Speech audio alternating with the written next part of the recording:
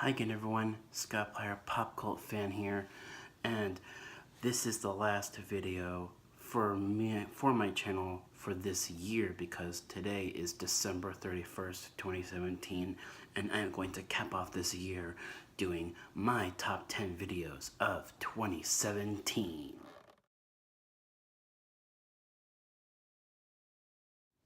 For my number 10 movie this year, it will be Annabelle Creation. And Annabelle Creation is a horror film about the Annabelle doll, and it's like, I think it's like the fourth film in the series, because there was Conjuring, Annabelle, Conjuring 2, and now Annabelle 2, Annabelle Creation. I enjoyed Annabelle Creation. It was a pretty good movie, actually. I liked the acting in the movie, and just the look of the Annabelle doll is just creepy as hell. And it was just a really entertaining movie. I really enjoyed it. Definitely a surprising horror film that came out this year.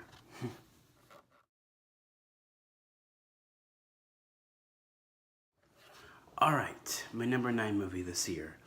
My 9th movie this year is the Lego Batman movie. The Lego Batman movie, Batman voiced by Will Arnett, and it's just an entertaining movie. It's a funny as hell movie. Definitely surprised me because I never saw the Lego movie, but I saw the Lego Batman movie and it was funny as hell. And if you're a diehard Batman fan, it will definitely please you. There's a lot of references and Easter eggs to previous Batman movies as well as Batman TV shows. And it was just funny as hell. I really enjoyed it.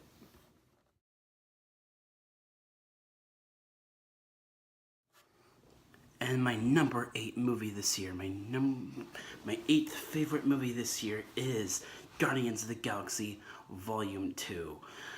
And it's just a really good movie, you know, because it not only continues Star-Lord and the others' stories, but one thing I really like about Guardians Volume 2 is that it's not as big of a movie as the first film was, because the first film teased Thanos, and that movie felt bigger in scale, while this one it felt a little more contained. You know, Guardians Volume 2 it felt more contained, but it felt like a bigger film for the characters because we saw a little more interesting character arcs with the characters, and especially Star-Lord and and especially Yondu. Oh man, Yondu. Michael Rooker. I really like Guardians Volume 2. I like it. I like some parts of it a little more than the first film, but I also still like the first film a little more um, because of something about the villains in Guardians 2. Just it was a little off. It was a little odd to me.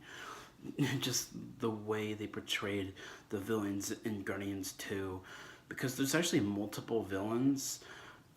There's like these gold people, and then there's also Kurt Russell's character, Ego the Living Planet. I liked his character, but I didn't really care for the gold people. That's really my only complaint about Guardians 2, but other than that, I do really enjoy this movie. Definitely really good.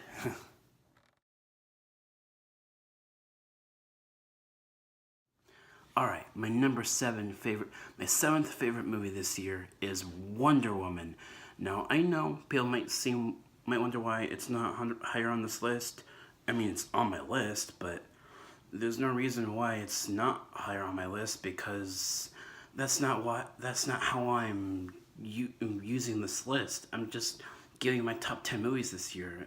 I'm not ranking them from reasons why I want to watch one of them more. That's not why I'm ranking these videos, but that's not how I'm making these videos. So I really love the Wonder Woman movie. You know, it took a lot of inspiration from the Richard Donner Superman movies, and you can definitely see that. You know, it delivers on that message of hope, while at the same time being a war movie. You know, it's a period piece about war, World War One, and it's a really good movie. It just loses some of its touch at the end when Wonder Woman is going up against Ares, Professor Lupin from Harry Potter.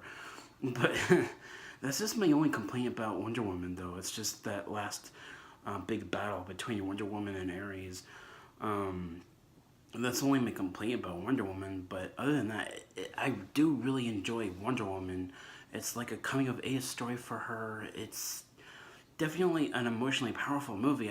I do really, really appreciate what they did with the character, and it's definitely it's easily like the best superhero female movie that we've ever had, because we've had other female superhero movies before, but those movies tanked. They weren't good. This one, it was really good. I really appreciate it. It's just that last battle with Ares that I didn't really care for. So that's my thoughts on Wonder Woman.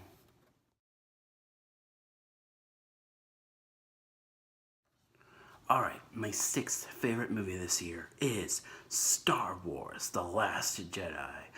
Now, Star Wars The Last Jedi is a really, really, really good movie, but there are a few parts of the movie that I don't care for as much. It's just, I'm not disappointed with some of the things in the movie that other people are. Like, the whole, like, thing with the Force, the way the Force is used, I thought that was intriguing. That's not the part of the movie that bothers me. It's the underuse of the Snoke character. They could have done a whole lot more with that character. It just feels like a bit of a waste that they just tilt him off. And also, there like the complaint that another complaint about the movie that I have is just the whole storyline between Finn and Rose. It's just not really that interesting to me, and I didn't really care for them kissing at the end. I just didn't really care for it. I don't think Finn cared for it either, because he still cares more about Rey. So that's just the only part of the movie that that I don't really care for. And then also my favorite lightsaber is destroyed. Damn it. Those are really only my only complaints about Star Wars: The Last Jedi. And I do really love the movie because the acting is amazing. Daisy Ridley, once again, my goodness, she's a sight for sore eyes. And Mark Hamill definitely delivers one of his best performances in a Star Wars movie since the original trilogy. Definitely really, really good. And of course, Carrie Fisher, rest in peace. Oh, rest in peace, Carrie Fisher. So yeah, those are my thoughts on Star Wars: The Last Jedi, my number 6 favorite movie this year.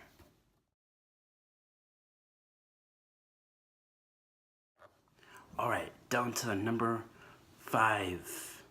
Number 5 of my list is Thor Ragnarok. And Thor Ragnarok was definitely an entertaining movie from beginning to end. Uh, just Chris Hemsworth as Thor, he's entertaining as hell. Um, Definitely like some of the highlights of the movie are like parts of the movie where it does get a little serious, but at the same time, it doesn't take itself too seriously. Kind of like the scene when Thor and Loki are watching their dad. What's his name? Anthony Hopkins' character. We see him pass away. I thought that was a very touching moment, but at the same time, they didn't take it too seriously. Um, it doesn't it does Thor Ragnarok. It doesn't really have like too many dark moments, but there are like a couple, I guess. And I also really like Hela. And now every time I hear the word Hela, I'm gonna think of the villain Hela. Oh boy.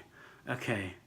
Yeah, Kate Blanchett as Hela, I thought she was really good. Definitely one of the more memorable villains in the MCU. Definitely a really entertaining movie. I really enjoy it.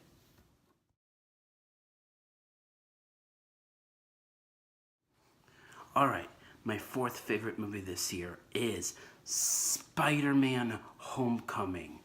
And oh boy, Michael Keaton as the Vulture. He really likes to play winged characters. He played Batman in the Tim Burton Batman movies, Batman 1989 and Batman Returns.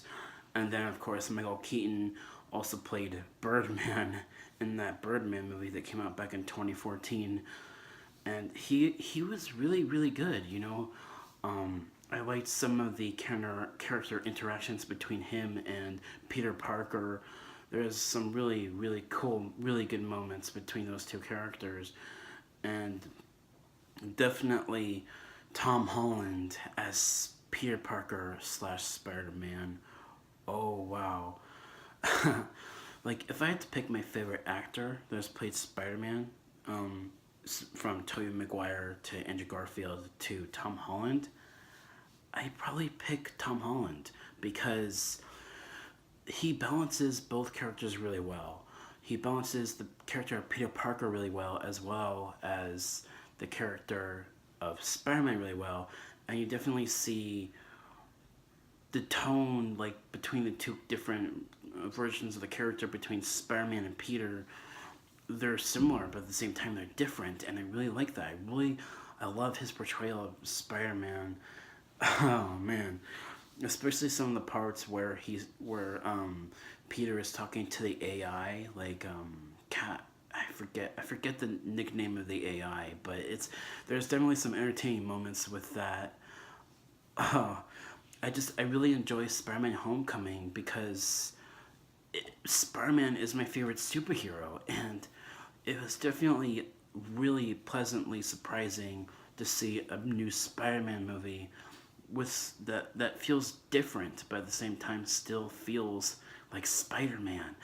And I loved the coming of age aspect to it. Peter becoming Spider-Man at the end of it, I thought was a really moving the way the movie was paced and all that. I thought it was great. I loved it.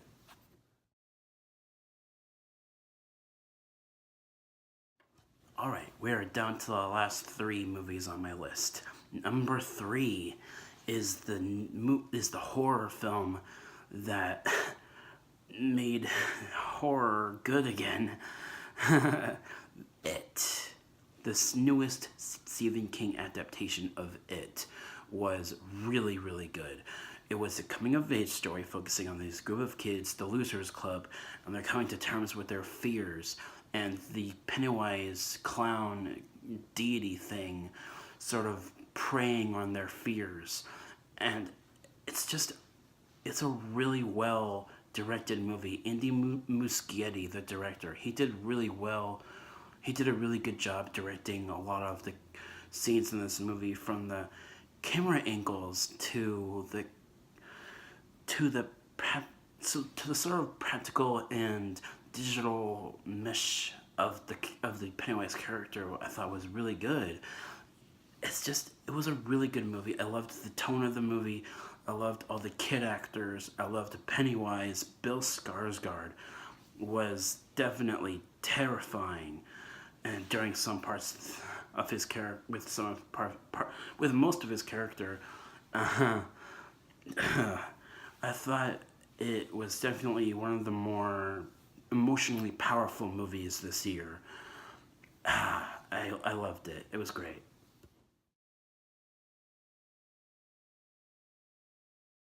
All right, down to my two favorite movies this year. What are they gonna be? Da-na-na-na-na. Drum roll, please. My number two, my second favorite movie this year is Logan. Logan. It definitely felt like a conclusion to Wolverine's story, and it just felt like a completely different movie. It didn't feel like just another superhero movie. It felt like a western. It had a lot of like post-apocalyptic kind of vibes to it. It felt like a post-apocalyptic kind of western film in a way, and I loved it.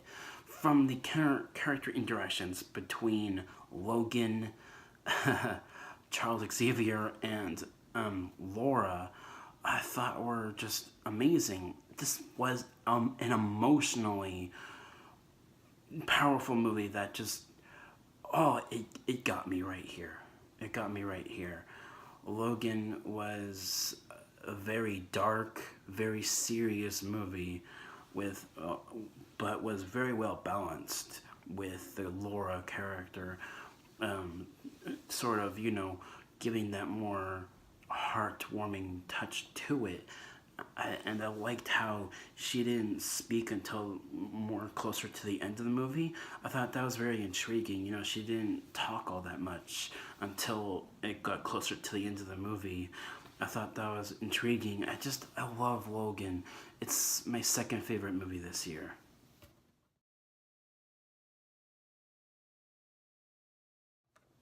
All right.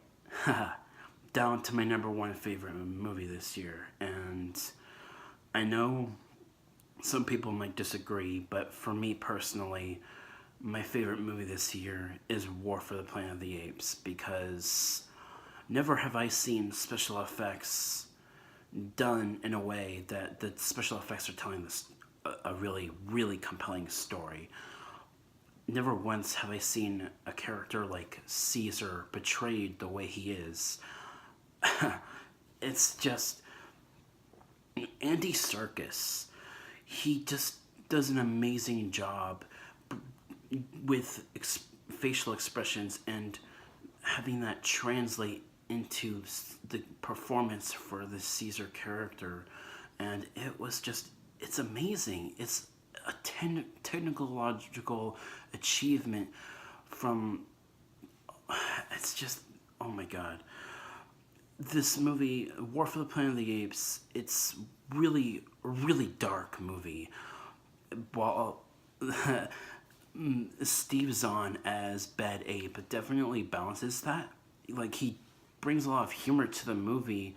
He's kind of the comic relief of the movie, and he could have easily been the Jar Jar Binks of this movie, but he wasn't. He added a lot to the movie. He added humor to the movie while also bringing a few questions to maybe there are other apes out there that are also smart. Maybe the virus that originally struck and destroyed most of humanity back in the year of 2016 in the events of the first film, Rise, is sort of affecting apes in other locations in the world. That's very intriguing. That's what this character of Bad Ape sort of brought to us as viewers, is asking that question. And another thing about this movie is that it definitely connects a little more to the original film by having characters like the Nova character, the little girl in the movie, Amia Miller. Oh my god. She also added heart to this movie. A lot of elements, there are a lot of parts of War for the Planet of the Apes that reminds me of Logan a little bit because it has that kind of similarity with like the little girl character not talking, because it's kind of like that, it's a little similar in that way. And also because of the post-apocalyptic vibe to it, War for the Planet of the Apes is definitely far into the future. It takes place in the year 2028, I believe. So yeah, I really love War for the Planet of the Apes. And another thing about the movie is that it addresses slavery. I thought every time I see slavery addressed in a movie, you can definitely tell how it's sort of reflecting humanity. And I just War for the Planet of the Apes, it's the movie that got me the most this year. It affected me the most this year emotionally because of just how powerful these characters are. The performances that go into these characters are just very, very well put together. I don't have any flaws with War for the Planet of the Apes. I mean, I know, like most people would say that the second act drags a little because of the whole prison thing, but for me, that didn't matter. Because I was still drawn into the movie from just the overall aesthetic of the movie to how much I cared about the characters. I know that there was a late second act dragged in the movie, but that doesn't bother me because I still cared about what was going on. And I love War for the Planet of the Apes. it moved me more than any other movie this year. That's why it's my number one. And yeah, those are my top 10 movies this year, just capping off the year of 2017. And there will definitely be more to look forward to next year. Thank you all so much for watching, and I will catch you all in the next video. Peace.